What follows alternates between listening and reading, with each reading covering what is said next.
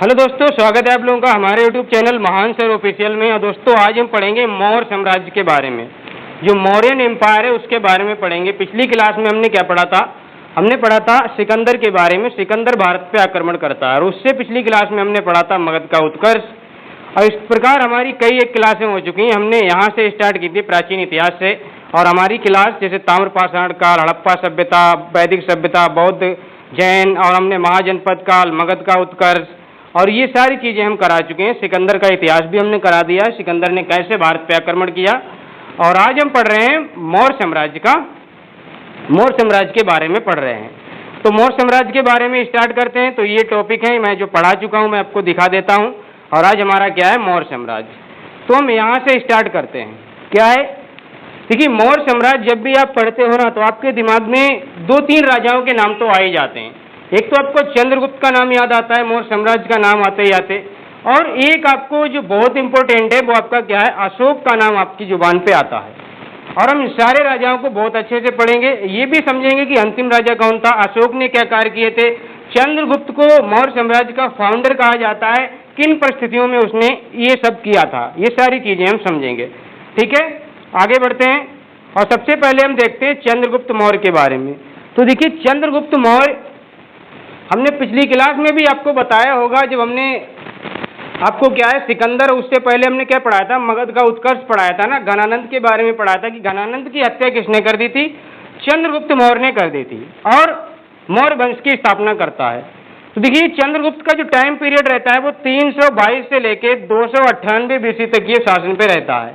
ठीक है, और मौर्य साम्राज्य का ये ऐसा बंदा था, ये ऐसा एक व्यक्ति था पूरे भारत का उस टाइम पे, जिसने मौर्य वंश की स्थापना तो की ही की। और ये वो व्यक्ति था जिसने पूरे भारत को पहली बार राजनीतिक एकता के सूत्र में बांध दिया था। मतलब पूरा का पूरा भारत एक ही जगह से नियंत्रित करने के लिए एक ही जगह से नियंत्रित हो रहा था, ये ऐसा इसने करके दिखाया था। मतलब पूरे भारत पे एक तरीके से मैं कहूँ तो इसने अपना कंट्रोल बनाया था, पूरे भारत को राजनीतिक एकता के सूत्र में बांध लिया था। और इसने क्या किया था? देखिए, मैंने बताया कि घनानंद को 322 BC में हराकर, यानी कि मारकर, मौर्य वंश की स्थापना करता है। चंद्रगुप्त मौर्य का जो प्रधानमंत्री था वो आपका कौन था? चाणक्य था। ये इनके गुरु थे, इनके प्रधानमंत्री भी थे। और जो चाणक्य है ना, इनके अलग अलग नाम आपको देखने को मिलते हैं, जैसे कि इनको ही विष्णुगुप्त कहा जाता है, इनको ही कौटिल्य कहा जाता है, और इन्हें भारत का मैकियावेली भी कहा जाता है, क्योंकि ये इतना बुद्धिमान, इतना अपना क्या कहते हैं कूटनीतिक व्यक्ति था। बहुत जल्दी चीजों को भांप लेता था, बहुत जल्दी परिस्थितियों को भांप लेता था। व्यक्ति को देखकर उसका अनुमान लगा लेता था कि ये व्यक्ति किस मिजाज का है, किस कैटेगरी का है। और ऐसा इसने चंद्रगुप्त मौर्य के साथ भी किया था। इसने जब ये चंद्रगुप्त एक बच्चे के रूप में था, तब इसने इसको देख के ही पता लगा लिया था कि ये बच्चा किसी न किसी दिन भारत का साम्राज्य का बहुत बड़ा सम्राट बनेगा। और ऐसा ही होता है फिर। तो चाणक्य बहुत इंपॉर्टेंट है, इनको याद रखना। चंद्रगुप्त मौर्य के ये क्या है? गुरु भी हैं, प्रधानमंत्री भी हैं। और इन्होंने क्या है? चाणक्य ने अर्थशास्त्र की रचना की है। और अर्थशास्त्र क्या है? ये राजनीति पर आधारित एक पुस्तक है, पूरी तरह से कंप्लीटली आपका क्या है? राजनीति पर आधारित है, नाम सिर्फ अर्थशास्त्र है। और मौर्य वंश का जो चिन्ह है ना, वो मोर है। क्या है? राज चिन्ह इनका क्या है? मोर है। क्यों? इनकी कहते हैं इनकी एक माता थी जिनका नाम क्या था? मोरा था ना, मोरा इनकी माता का नाम था, तो उसके नाम पर ये मोर कहलाए हैं, ऐसा भी कहा जाता है। और चंद्रगुप्त की जो पत्नी थी वो आपकी कौन थी? दुर्धरा थी। जन्म इनका होता है 345 BC में, तो ये याद रखना कब होता है जन्म? 345 BC में। और इनके अन्य नाम है, जैसे कि स्ट्रेबो है, एरियन है, जस्टिन है। इन्होंने इनको क्या कहा है? सेंड्रोकोट्स कहा है। और एपियानस और प्लूटार्क ने इनको एंड्रोकोट्स कहा है। और ये क्वेश्चन बहुत एग्जाम में पूछ लिए जाते हैं कि प्लूटार्क ने, एरियन ने क्या कहा है, या ये पूछ लिया जाता है कि चंद्रगुप्त के इनमें से कौन कौन से नाम हैं। तो एक निर्याकस होता है सेनापति, जो आपका सेलिकोस निकेटर का होता है, उसने इसका नाम रखा था सेंटोकोप्टस। क्या नाम दिया था? सेंटोकोप्टस इसने नाम दिया था। और इसकी माता का नाम मोरा था, तो ये मोर कहलाई, ये मैंने बता ही दिया। और विशाखा दत्त की एक पुस्तक है मुद्रा राक्षस, जिसमें इनको निम्न कुल का बताया गया। और क्या बताया? वृषण, यानी कि निम्न कुल का इनको बताया गया है। वैसे ये क्या थे? क्षत्रिय थे, लेकिन एक ये पुस्तक है जो इनको निम्न कुल का बताती है।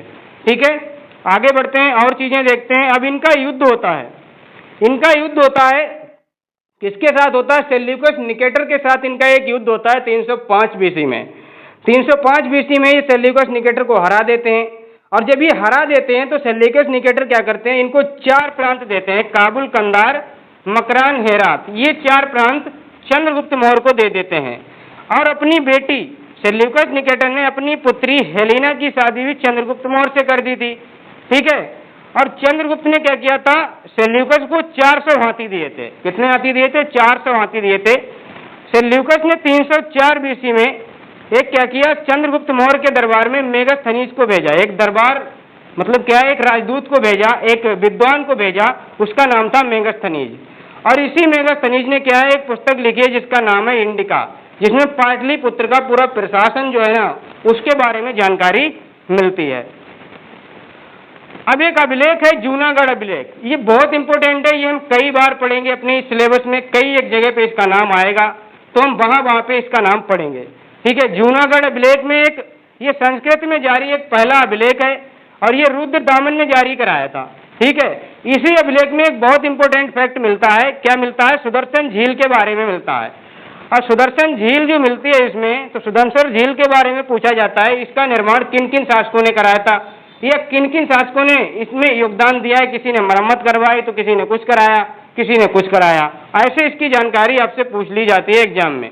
तो सबसे पहले क्या है, इसकी जो निर्माण है ना, चंद्रगुप्त मौर्य के जो राज्यपाल थे पुष्यगुप्त, देखिए चंद्रगुप्त और पुष्यगुप्त, चंद्रगुप्त और क्या है आपका पुष्यगुप्त, इन्होंने क्या किया था, सौराष्ट्र में सुदर्शन झील का निर्माण कराया था, ठीक है, ये याद रखना। और अशोक द्वारा क्या किया गया था, अशोक द्वारा इनको पुनः निर्माण कराया गया था इसी झील का। क्यों? कहते हैं कि इन्होंने नहरें निकलवाई थी। और अशोक का राज्यपाल आपका कौन था? तुषास्प था। अशोक का, देखिए अशोक में भी बड़ा सा आता है, तुषास्प में भी बड़ा सा आता है, तो अशोक, तुषास्प, चंद्रगुप्त, पुष्यगुप्त, ऐसे आप याद कर सकते हो, ठीक है। और इनसे क्या निकलवाई थी? नहरें निकलवाई थी इसी सुदर्शन झील के जरिए। अब रुद्रदामन ने जो अपना ये अभिलेख जारी किया, ये सारी जानकारी इसमें मिलती है। तो रुद्रदामन ने क्या किया, इसमें फिर से क्या है, जीर्णोद्धार कराया था, इसका पुनर्निर्माण कराया था। क्यों कराया था? कहते हैं कि बाढ़ से इसका बांध टूट गया था, और इसका इसने क्या किया था, पुनर्निर्माण कराया था इस बांध का। और जो इसका राज्यपाल था ना, रुद्रदामन का जो राज्यपाल था, वो आपका क्या था, सुभिशाक था। क्या था? सुभिशाक था। और फिर इसमें कहते हैं स्कंदगुप्त ने भी बाद में इसमें क्या है, पुनरुद्धार कराया था, इसका निर्माण कराया था। जब टूट गई थी फिर से कोई चीज, तब इसने फिर से इसको सही कराया था, मरम्मत कराई थी।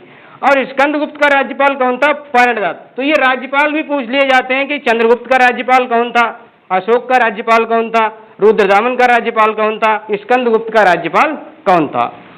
अब देखते हैं, ये जैन धर्म का अनुयायी था। इसने जैन धर्म की जो दीक्षा ली थी वो गुरु भद्रभाव से ली थी, जिन्होंने कल्पसूत्र की रचना भी की है।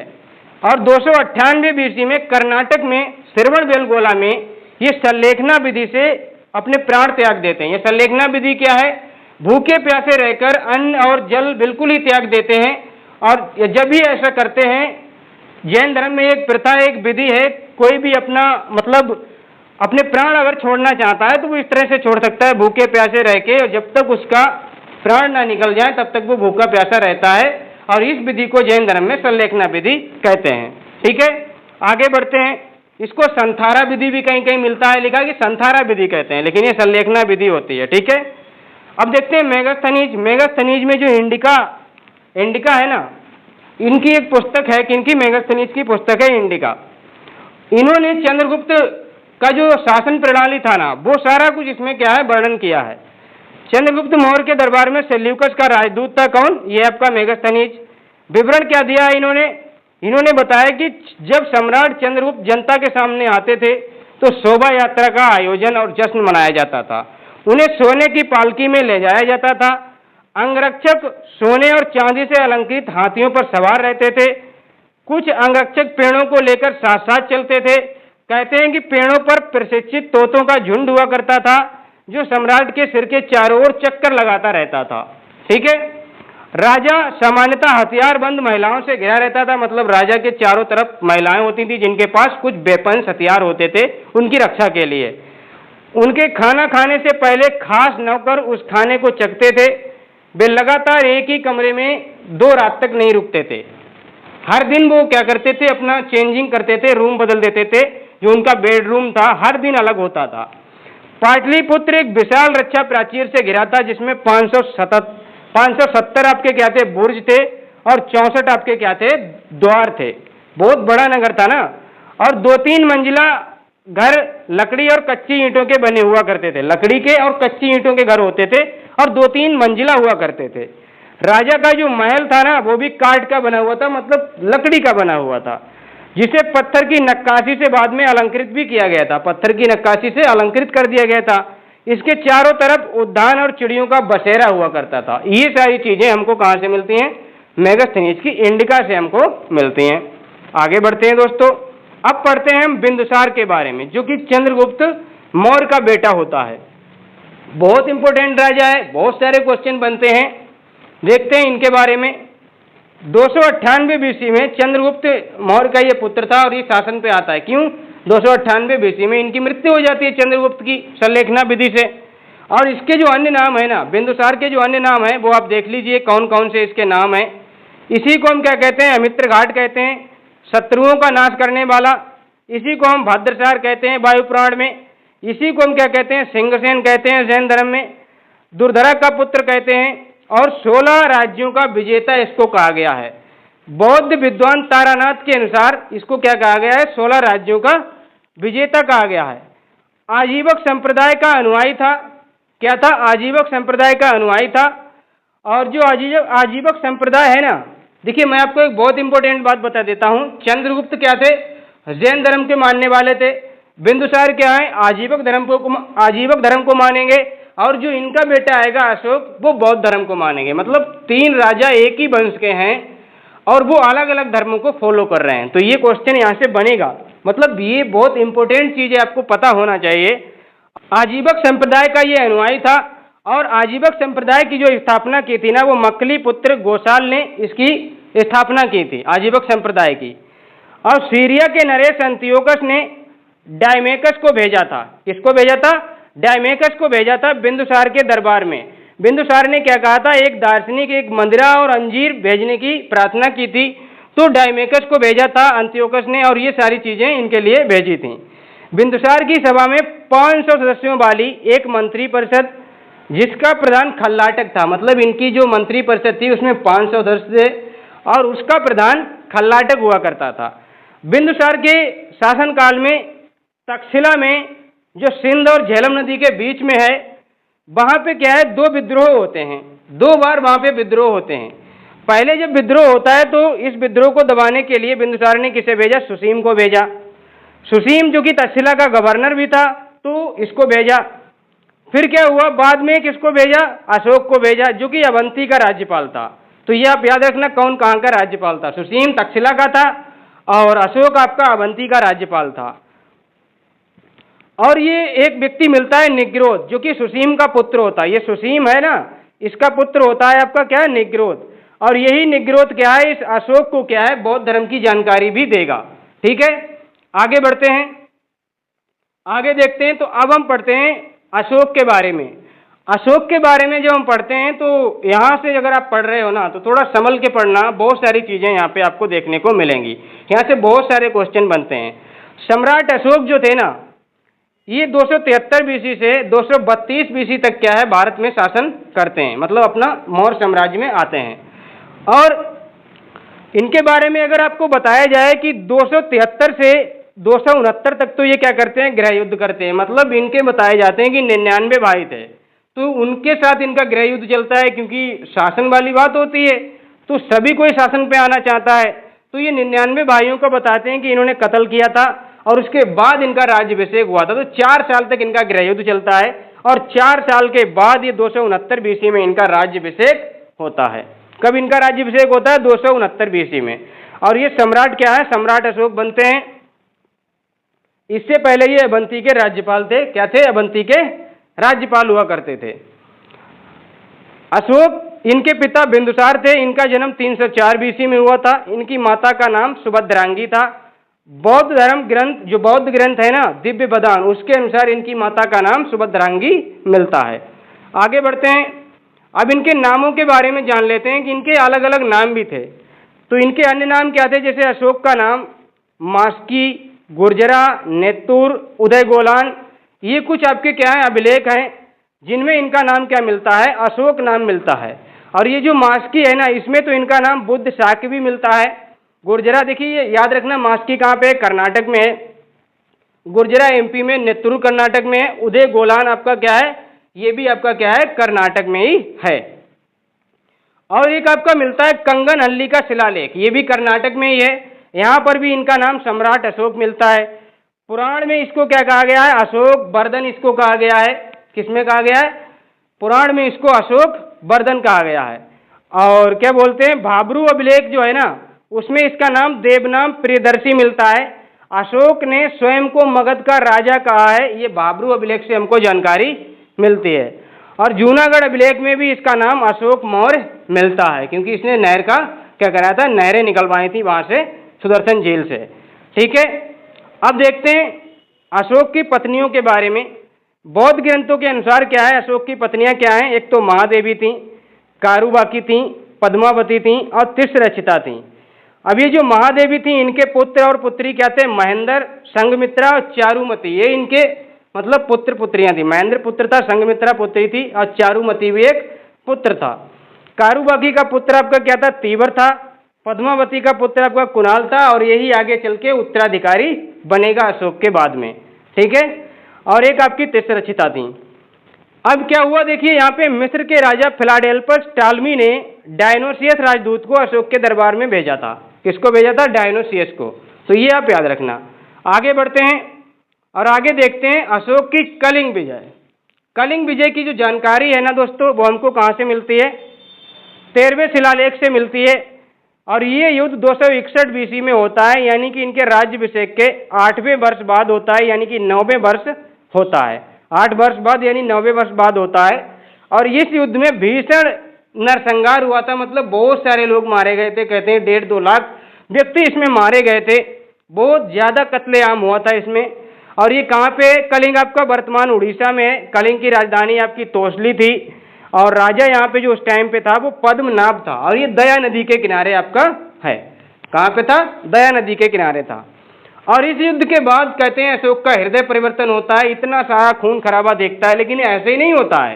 कहते हैं कि जब ये युद्ध हो रहा था तो उसी टाइम एक चीनी व्यक्ति थे जिनका नाम उपगुप्त था, जो कि बौद्ध धर्म जानने के लिए भारत आ रहे थे, और वो गलती से कलिंग में ही आ जाते हैं। तो कलिंग में जब ये सारा कुछ देखते हैं तो अशोक को समझाते हैं, कहते हैं कि क्या तुम्हारे जीवन का मकसद सिर्फ युद्ध करना है, क्या तुम्हारे जीवन का मकसद लोगों का खून बहाना है। अशोक मतलब और भी बहुत सारी प्रभावी बातें करते हैं जिससे अशोक के हृदय में परिवर्तन आता है, और अशोक वहां से तलवार छोड़ देते हैं। अशोक की नीति क्या थी, भेरी घोष की जो नीति थी, यानी कि युद्ध की नीति थी, उसको त्याग देते हैं। और बाद में क्या, ये धम्म नीति को अपना लेते हैं, यानी धर्म या शांति की नीति को अपना लेते हैं। और इतने बड़े आपके बौद्ध धर्म के क्या कहते हैं, एक तरीके से महात्मा बन जाते हैं। बहुत बड़े महात्मा बनते हैं अशोक। ठीक है, और युद्ध के बाद क्या है, बौद्ध धर्म इन्होंने अपना लिया। प्रेरणा इन्होंने कहाँ से ली थी, भतीजे नेग्रोस से प्रेरणा ली थी। लेकिन शिक्षा किन्होंने दी, उपगुप्त ने इनको शिक्षा दी, जो कि अभी मैंने आपको बताया। ठीक है, अब देखते हैं अशोक का धर्म किस तरह का था, अशोक का धर्म था कैसा। तो ये थी प्रारंभ में तो क्या था ना, प्रारंभिक जो धर्म था वो तो इनको ब्राह्मण धर्म था। ये महावंश से जानकारी मिलती है हमको। राजतरंगिणी में बताया जाता है कि ये शैव धर्म के थे। बौद्ध साहित्य और अरोरा अभिलेख है, एक बौद्ध साहित्य और अरोरा अभिलेख है, बताता है कि ये बौद्ध धर्म को मानने वाले थे। निग्रोध के उपदेश सुनकर इन्होंने बौद्ध धर्म अपनाया था। और दीक्षा किन्होंने दी थी, दीक्षा किसने दी थी, उपगुप्त नामक बौद्ध भिक्षु ने इनको ये दीक्षा दी थी। अब देखिए अशोक की यात्राएं, अशोक की बौद्ध तीर्थ यात्राएं, ये अपने शासन के 10वें वर्ष क्या करते हैं, बोध गया की यात्रा करते हैं। ठीक है, जहाँ पे महात्मा बुद्ध ने ज्ञान की प्राप्ति की थी। फिर 12वें वर्ष ये निगाली सागर जाते हैं। फिर 20वें वर्ष ये कहाँ जाते हैं, लुम्बिनी की यात्रा करते हैं। और लुम्बिनी में बताते हैं इन्होंने बहुत सारे सुधार किए थे, टैक्स वगैरह बहुत कुछ इन्होंने माफ किया था। ठीक है, आगे पढ़ते हैं। अशोक ने बौद्ध धर्म के प्रचार के लिए क्या किया था, बेटे महेंद्र को श्रीलंका भेजा और साथ में बेटी संघमित्रा को भी श्रीलंका भेजा था। और एक व्यक्ति है मध्यांतिक, इनको तक्षशिला भेजा था, और मंजिम है, इनको हिमालय भेजा था। किस लिए, बौद्ध धर्म के प्रचार प्रसार के लिए भेजा था। कहते हैं कि अशोक ने 84,000 स्तूपों का निर्माण कराया था और तृतीय बौद्ध संगीति पाटलिपुत्र में अशोक ने आयोजित करवाई थी, जिसके अध्यक्ष आपके मोगली तिष्ठपुत्र थे। अशोक के धर्म का जो अर्थ था ना, वो क्या था? नैतिक नियमों की संहिता, नैतिक नियमों की संहिता थी। और ये बात आपको 11वें अभिलेख से जानकारी मिलती है। ठीक है, अशोक के धर्म का अर्थ क्या था? नैतिक नियमों की संहिता। अशोक का, अब देखिए, अशोक व आजीवक संप्रदाय, अशोक ने अन्य धर्मों का भी सम्मान किया था। कैसे? देखिए, ये आजीवक संप्रदाय व अन्य सभी संप्रदायों को सम्मान किया इन्होंने, यानी कि धार्मिक सहिष्णुता की नीति तो थी इनमें, क्या है, रिलीजियस टॉलरेंस तो इनमें था। और बराबर की पहाड़ियों में, जो कि बिहार में है, इन्होंने आजीवकों के लिए क्या किया था? 4 गुफाएं, एक तो आपकी कर्ज, चौपार, सुदामा और विश्व झोपड़ी, ये 4 क्या है, गुफाएं बनवाई थी। अब देखिए, अशोक के धर्म का स्वरूप क्या था? देखिए, अशोक का धर्म जो था ना, जो आज का आडंबर बाडंबर होता है ना, इनसे कहीं अलग था। क्या था? अशोक का धर्म उनकी अपनी मौलिक देन थी। अशोक के धर्म का स्वरूप अंधविश्वास, ईश्वर पूजा, कर्मकांड जैसी कुरीतियों से उठकर मानवतावादी विचारधारा का था। क्या था? मानवतावादी, यानी कि ह्यूमैनिटी वाला इनका था। क्या था? ह्यूमैनिटी वाला, इंसानियत वाला इनका मजहब था। हर एक धर्म का सम्मान करते थे, हर व्यक्ति का सम्मान था, हर व्यक्ति की मदद। देखिए, इन्होंने क्या क्या कहा है, मैं आपको वो भी बताऊंगा। ठीक है, अब यहाँ पे आते हैं, इनके उत्तराधिकारी के बारे में जान लेते हैं। उत्तराधिकारी कुणाल है, मैंने आपको बताया कुणाल उत्तराधिकारी हैं।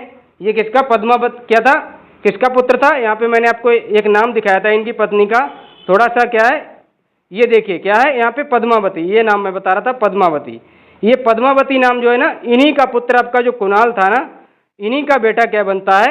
इन्हीं का बेटा बनता है उत्तराधिकारी। उसके बाद में आता है संप्रीति, फिर शालीसुख, फिर देव बर्मन, फिर आपका ब्रह्मदत्त, जो कि अंतिम शासक होता है। और ये ब्रह्मदत्त, एक ब्रह्मदत्त मैंने आपको बताया था, ब्रह्मदत्त नहीं, बृहद्रथ, ये एक मैंने आपको बताया था बृहद्रथ, जो कि आपका मगध का पहला शासक भी होता है। और ये आपका ऐसा होता है जो मगध का लास्ट शासक भी कह सकते हैं इसको, क्योंकि मौर्य साम्राज्य के बाद जो मगध है ना, फिर वो मगध नहीं रह जाता है, फिर वो मगध नहीं रह जाता है, मगध मौर्य साम्राज्य तक ही एक तरीके से रहता है।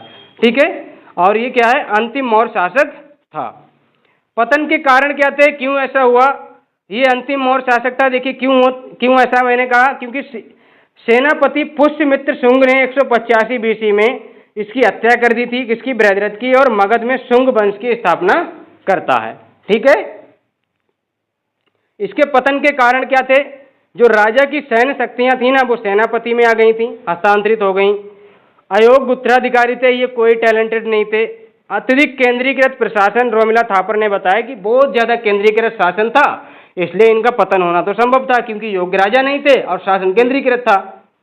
ब्राह्मणों की प्रतिक्रिया भी थी। एच.सी. चौधरी बताते हैं कि एच.सी. राय चौधरी कहते हैं ब्राह्मणों ने दखल देना स्टार्ट कर दिया था इनके उसमें, क्योंकि ये बौद्ध धर्म को मानने लगे थे लोग, और ब्राह्मण तो चाहेंगे कि ब्राह्मण धर्म का बोलबाला हो, तो ऐसा भी हुआ था।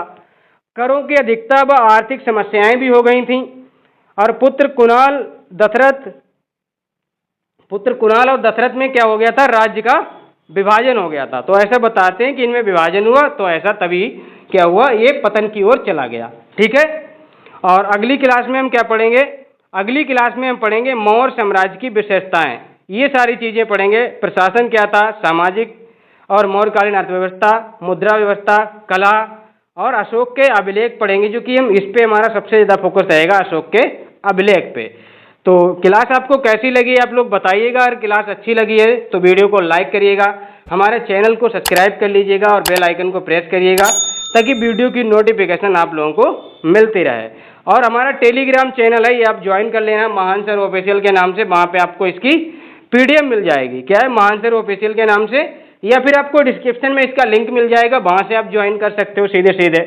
तो आपको क्या है ना, उस पर इसकी PDF मिल जाएगी, जिससे आप रिवाइज कर पाओगे बहुत अच्छे से। ठीक है, तो मिलते हैं नेक्स्ट वीडियो में, तब तक के लिए धन्यवाद।